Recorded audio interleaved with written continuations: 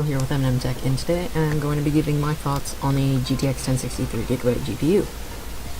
For those that don't know what the GTX 1060 3GB is, it's a GTX 1060 with less CUDA cores, half the VRAM, and $50 less. So when you think about it, this is another GTX 950/960 situation, where a lot of the stuff on the GTX 950 was cut down.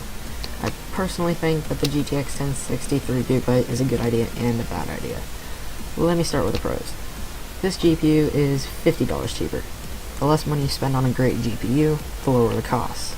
This also fills in the gap between NVIDIA's $120-ish GTX 950 and the $250 GTX 1060. If you take $250 minus $120, you get $130. If you ask me, that's a huge price gap, so at least they have something between that.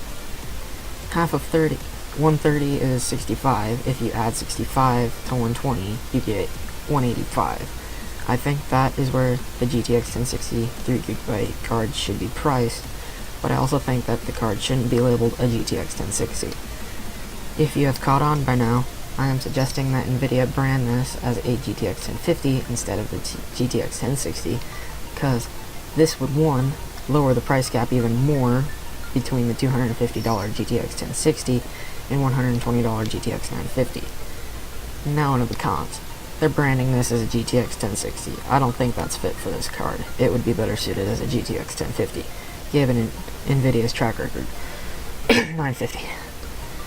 That's honestly the only con that I can think of, so to recap, I think it should cost $185, be labeled as a GTX 1050. And yeah guys, my name is Michael, signing out.